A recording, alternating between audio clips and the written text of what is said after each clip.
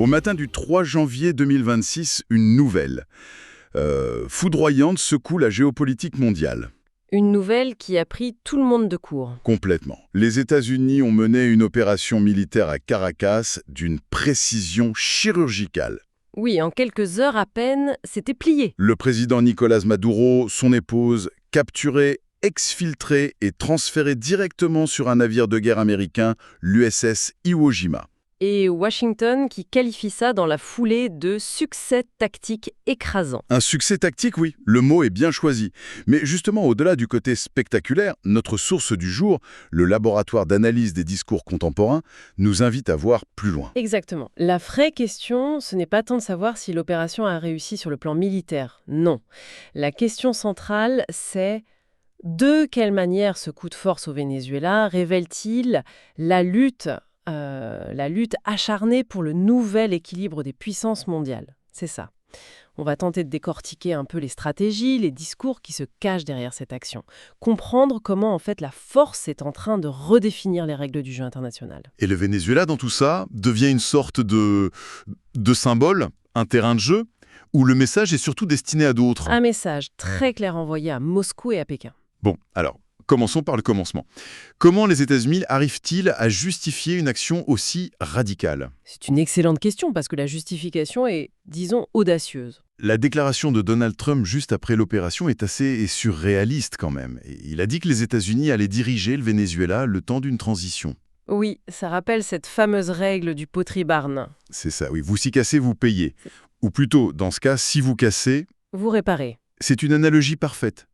Et ce qui est frappant dans le discours américain, et l'analyse le montre très bien, c'est que l'action n'est même pas présentée comme une transgression du droit. Ah non. Comment il la présente alors ? Comme une nécessité stratégique. La légalité, elle est reléguée au second plan derrière ce que Washington considère comme la stabilité de son précaré. Donc en gros, c'est la force qui crée le droit.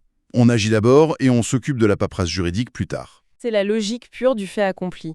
Une grande puissance crée une nouvelle réalité sur le terrain, et le droit, il est ensuite invité à s'adapter à cette réalité. Et ça s'appuie sur quelque chose de concret. Oui, tout à fait. Sur ce que la source nomme le corollaire Trump, qui a été ajouté à la stratégie de sécurité nationale de 2025. Le corollaire Trump. Et qu'est-ce qu'il dit en substance ? En substance, il dit « Aucune puissance rivale, et là on vise clairement la Chine ou la Russie, n'a le droit de contrôler des actifs stratégiques dans l'hémisphère américain. C'est une doctrine Monroe 2.0. » D'accord. Du coup, le fait que Maduro ait rencontré un émissaire chinois juste avant sa capture... Ce n'est absolument pas un hasard. Ça a servi de justification a posteriori parfaite. Et ça met en lumière, j'imagine, la fragilité de l'argument juridique officiel. Extrêmement fragile. Il n'y a aucun mandat du Conseil de sécurité de l'ONU, aucune notion de légitime défense au sens classique du terme. Alors qu'est-ce qu'ils invoquent officiellement ? La lutte contre le narcoterrorisme. C'est une base légale très solide en droit interne américain, parce que Maduro et son épouse sont bien inculpés pour trafic de drogue aux États-Unis, mais au niveau du droit international, c'est très, très discutable. Attendez, ça veut dire que des activités criminelles, même si elles sont avérées, ça ne suffit pas pour envahir un pays ? Exactement. Ça ne constitue pas un casus belli, c'est-à-dire un acte qui justifie légalement une guerre. D'ailleurs, la source soulève un point intéressant. Lequel ? Nubliba n'est toujours pas tranché pour savoir si le Venezuela était un véritable narco-État ou s'il agissait plutôt comme, disons, un régulateur des flux illicites en prélevant sa part au passage. Ce n'est pas tout à fait la même chose. Et tout ça, ça doit raviver de très mauvais souvenirs dans la région, j'imagine. Bien sûr, la séquence rappelle immédiatement des précédents comme l'invasion de la Grenade en 83 ou du Panama en 89. Mais même à cette époque, Washington était plus prudent. Ah oui ? Ouais. Oui, on évitait de trop mettre en avant l'argument de la démocratie pour ne pas créer un précédent dangereux. Là, on franchit clairement une nouvelle étape. Bon, une action aussi frontale a dû provoquer des sondes de choc partout. Commençons par Moscou. J'imagine que les téléphones ont dû chauffer. La réaction russe a été immédiate et, sans surprise, absolument furieuse. Condamnation très ferme à l'ONU, un ton glacial. Ah, ce n'est pas un allié anodin. C'est un point d'ancrage stratégique, un levier pour contester l'hégémonie américaine dans ce qu'ils appellent son étranger proche. Il y a des intérêts concrets donc. Énorme. Moscou a investi des milliards, que ce soit via sa compagnie pétrolière Rosneft ou en vendant des systèmes de défense antiaérienne. Perdre le Venezuela, c'est un revers direct et très coûteux pour la Russie. D'accord, ça c'est pour la réaction, disons, passionnelle de Moscou. Mais quid de Pékin ? On pourrait s'attendre à la même chose, mais d'après la source, c'est une autre histoire. Oui, l'approche chinoise est beaucoup plus pragmatique, plus terre à terre, comme vous disiez. C'est une question d'argent, en fait. Avant tout, pour Pékin, l'idéologie passe très très loin derrière le portefeuille. La Chine est le plus grand créancier du Venezuela. On parle de plus de 60 milliards de dollars de prêts. 60 milliards. Oui, souvent remboursés en pétrole. Donc quand Pékin demande la libération de Maduro, ce n'est pas par affinité pour le socialisme du XXIe siècle, hein, c'est pour protéger ses investissements colossaux. Et pour le principe, j'imagine. Et pour s'opposer sur le principe à un unilatéralisme américain qui pourrait un jour menacer ses propres intérêts ailleurs dans le monde. C'est une position de long terme. Au-delà de ces deux géants, Maduro avait tissé tout un réseau d'alliés pour survivre. Je pense à Cuba, évidemment, mais aussi à l'Iran, à la Turquie. Comment ça fonctionnait? Ce réseau était absolument vital. Pour Cuba, la situation est particulièrement dramatique. Pourquoi? Parce que l'île dépend structurellement du pétrole vénézuélien qui, lui, était fourni à des prix cassés. C'était sa perfusion économique. Une dépendance totale. Quasi vitale. En retour, la Havane offrait un soutien crucial en matière de sécurité, de renseignement. Un savoir-faire hérité de la guerre froide qui a été essentiel à la survie du régime chaviste.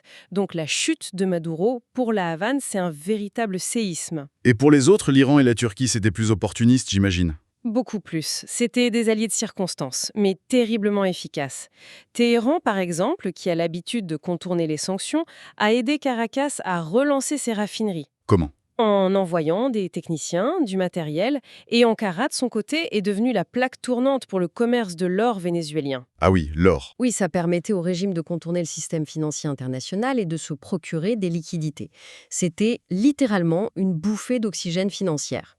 Donc on a ce réseau externe qui maintenait le régime à flot. Mais la source le rappelle bien, tout ça ne faisait que masquer une implosion interne. Le pays était déjà à genoux. Totalement. Il faut vraiment se souvenir du contexte. Une contraction économique d'une ampleur qu'on a rarement vue en temps de paix. Une crise humanitaire terrible. Des millions de gens sur les routes de l'exil. Un effondrement complet. Oui, c'est le résultat d'un cocktail explosif, mauvaise gouvernance, corruption endémique et, bien sûr, les sanctions internationales qui ont fini par étouffer l'économie.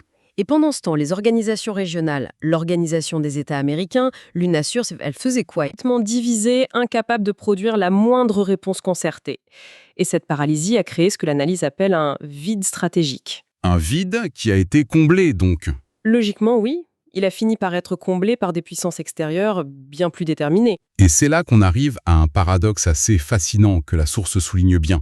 Malgré ce conflit, les États-Unis ont un besoin presque vital du pétrole vénézuélien. C'est tout le paradoxe de la mondialisation, oui.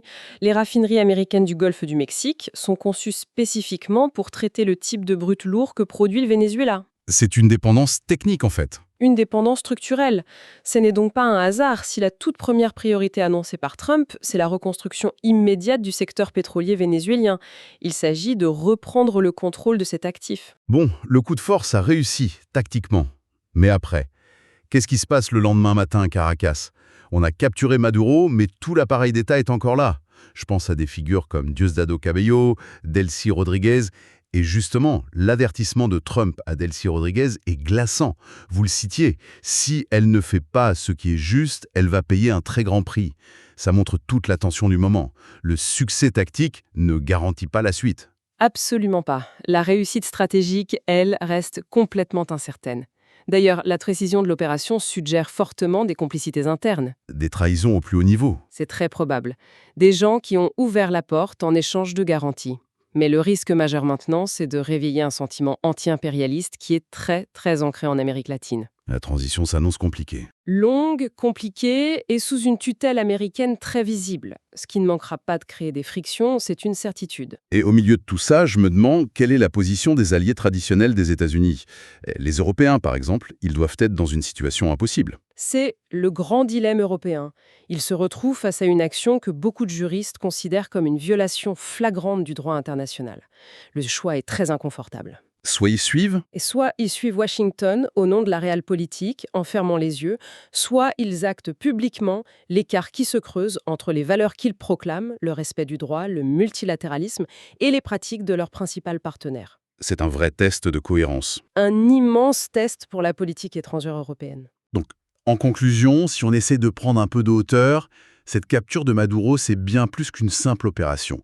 C'est une démonstration de force qui semble vouloir imposer une nouvelle norme. Une norme où la puissance et l'intérêt stratégique priment ouvertement et sans complexe sur le droit. C'est un changement de paradigme. Oui, et la source termine avec une image assez forte, je trouve. Elle compare l'opération à une chirurgie à haut risque menée sans le consentement du patient. J'aime bien l'image. On a retiré la tumeur principale, Maduro, avec une précision technique remarquable, c'est un fait. Mais le patient, le Venezuela, reste extrêmement affaibli, exsangue. Et la suite? La greffe et la greffe d'une nouvelle gouvernance sous tutelle étrangère pourrait très bien provoquer un rejet. Un rejet aussi violent, sinon plus, que la maladie qu'on cherchait à soigner. Et ça nous laisse avec une dernière question, une pensée à méditer. Si ce modèle d'intervention rapide unilatérale justifié par la compétition entre grandes puissances devenait la nouvelle norme. Quelles seraient les prochaines régions sur la liste? Exactement. Quelles autres zones où les intérêts de Washington, Pékin ou Moscou s'affrontent pourraient connaître le même sort? Est-ce qu'on assiste à un cas vénézuélien isolé ou au premier chapitre d'une nouvelle ère, beaucoup plus brutale de la politique internationale? La question reste ouverte. Et elle est assez inquiétante.